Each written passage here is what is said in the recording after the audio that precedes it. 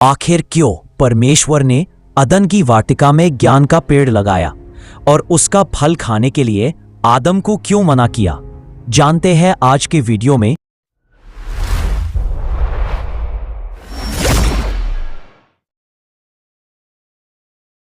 पवित्र बाइबल में उत्पत्ति की किताब अध्याय 2 उसकी 15 आयत में लिखा है, जब परमेश्वर ने आदम को अदन की वाटिका में रखा कि वह उसमें काम करे और उसकी रक्षा करे, तब परमेश्वर ने आदम को यह कहकर आज्ञा दी कि तू वाटिका के सब वृक्षों के फल बेखटके खा सकता है, पर भले या बुरे के ज्ञान का जो वृक्ष है उसका फल तू कभी ना खाना, क्योंकि जिस दिन तू उसका फल खाएगा उसी दिन अवश्य मर जाएगा। ऐसा क्या था उस पेड़ में जिसके फल को खाने के लिए परमेश्वर ने आदम को मना किया? इसको हम प्रैक्टिकली समझने की कोशिश करते हैं।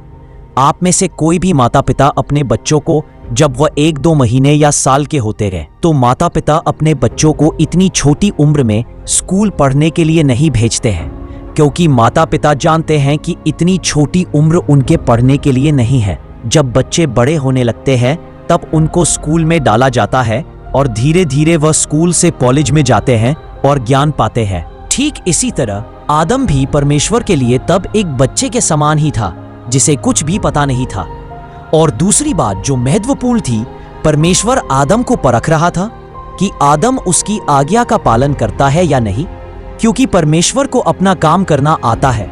उसने एक समय नियुक्त किया था जिसमें वह आदम को खुद बोलता कि अब तू भले बुरे के ज्ञान के फल को खा सकता है, लेकिन आदम ने अपनी पत्नी की बात में आकर उस फल को खाया और परमेश्वर की आज्ञा को तोड़कर पाप किया।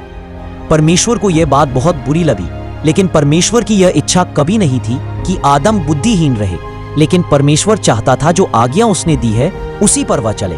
हम कहते हैं कि परमेश्वर ने हमसे ऐसा प्रेम किया, पर हमने क्या किया? हमारे पूर्वजों ने प्रभु की आज्ञाओं को तोड़ा और उसके प्यार का आदर नहीं किया। फिर भी उसने हमारे लिए अपने बेटे को कुर्बान किया। हम जितने समय भी इस पृथ्वी पर हैं, हमारा प्रमुख काम प्रभु को महिमा देना और यीशु मसीह की आज्ञा को मानना है। उन्होंने कहा था कि जाओ सारी पृथ्वी के लोगों में सुसमाचार का प्रचार करो, क्योंकि हम नहीं जानते कि प्रभु कब आ जाएंगे।